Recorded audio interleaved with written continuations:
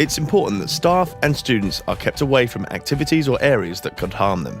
Obviously, the greater the danger, the more effort we need to put into keeping people away. Soft barriers are used for separating painters and the public.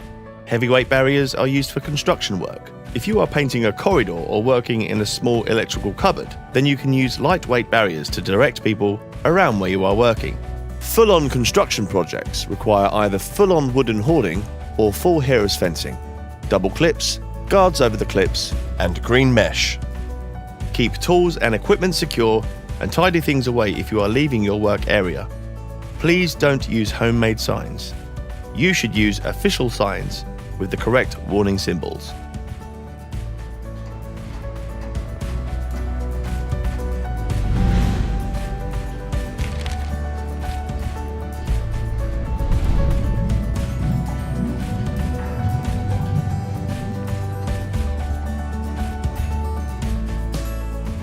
We try to give people as much notice as we can. However, staff and students will sometimes be upset by construction work. This may be because it's disturbing them or causing an inconvenience. It is not acceptable for anyone to be abusive or aggressive to you, and you must tell estates if this happens. Thankfully, this does not occur very often. It is also not acceptable for you to be impolite or rude to staff or students, regardless of how people are speaking to you. Please keep your cool. Try to understand what the problem is, and if you cannot fix it, let estates know. We can deal with the situation.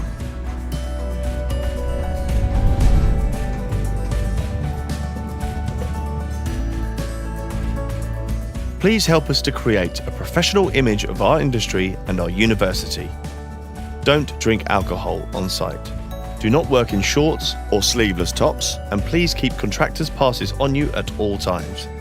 When talking with each other, please use your inside voice and assume that there will usually be other people in earshot.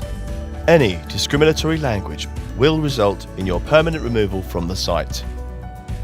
Always wear your high-vis jacket and protective boots and any other protective equipment required in your own risk assessments and site rules.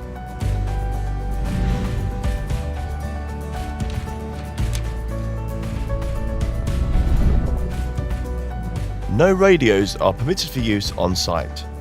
We certainly don't want music blaring out in the corridors. If, when you are planning your work, you realise it's going to be very loud, then let us know as soon as you can. We may need to discuss other methods of work or agree different times for the work to be carried out.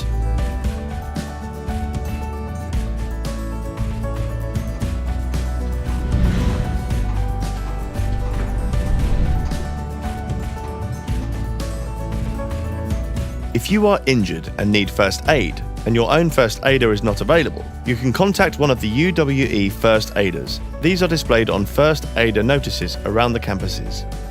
If you need an ambulance, call 9999 from an internal phone or 0117 328 9999 from a mobile phone. The call will be answered by our operations and security team who will be able to help. If you phone 999, there is a risk that the emergency services won't be able to find you on such large sites. If you have an accident or an incident on a UWE site, you should record this in your own accident book or incident report form and contact UWE. You will then carry out your own investigation.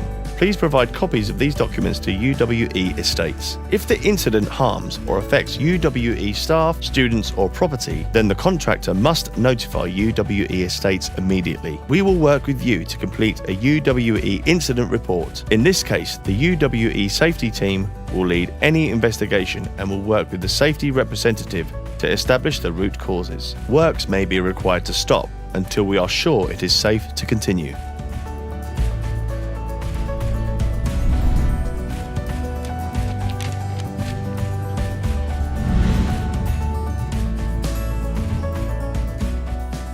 It's important to us that we get the right balance between making sure our contractors are safe and that they can actually get their work done. We want to avoid creating mountains of unhelpful paperwork and barriers. If estates have directly appointed you, we will ask you to go through an approval to work with us before you get started. This is our opportunity to check you have all the information you need to get started, and you have given us all the information we need, such as a construction phase plan. It is our last opportunity to check who we have working on site and where we can also do a final check to make sure there are no clashes with other projects.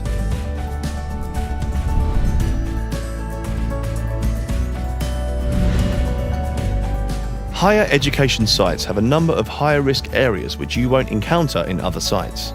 The facilities at UWE might mean there are some unusual hazards. These include science laboratories which have potentially hazardous substances, and engineering and robotics workshops with some unique and sometimes very large pieces of machinery. You need a special induction before working in science laboratories, so there can be a lot of planning and preparation involved, even for a very simple job. For example, technicians may have to spend a lot of time carefully moving materials away from the area you will be working. We also have to be very careful in how we carry out service isolations in these areas. One of our greatest concerns is unplanned isolations, disrupting the operation of fridges, freezers, or other equipment. This can cause a loss of many years' research and tens of thousands of pounds of financial losses. In addition, there would be tremendous negative impact on students and our reputation as a place of learning. High-risk situations for which contractors need an approval to work include construction site setup, crane lift, scaffolding, excavation, operating vehicle or plant in pedestrian area, potential exposure to hazardous substances or waste traps, placing a skip within 6 meters of a building, work on asbestos, breach of fire compartmentation for 8 or more hours, major disruption to a main access route, use of passenger lift for construction materials, demolition, work in high-risk areas, roof or unprotected edges, HV switch room, confined space, engineering workshops, glenside basement, road or pedestrian or cycle routes. Isolation of safety critical or business critical services for which contractors need an approval to work include LV, HV, fume cupboards, gas, BMS, mechanical, lifts, data, fire detection or alarm. In addition to an approval to work, UWE also implements a permit to work system which must be followed by all contractors. Permits to work are required in addition to an approval to work for the following activities. Hot works. Contractors must be trained in the use of fire extinguishers to ensure they are in a position to use any extinguisher if required. Permit to dig. A permit to dig is required for any excavation works on any UWE site. The permit ensures that all existing services have been identified where possible. Roof access permits. This permit is required to access any roof area anywhere. Where there is no existing edge protection or fall arrest system installed, the contractor must also produce RAMs, which detail how safe access is to be provided. Confined spaces. A confined spaces permit to work is required for access into any confined space on the UWE estate. Contractors must produce an emergency response action plan and take into account and make provisions for any emergency response equipment required. Isolations permit.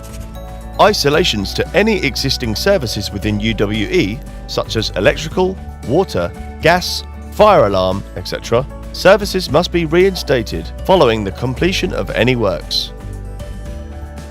Our buildings are also very large, which obviously means we have large roof areas. Some only have safety line systems and some have neither. Our approval to work system is the last chance we have to make sure we have put suitable precautions in place for any potential hazards.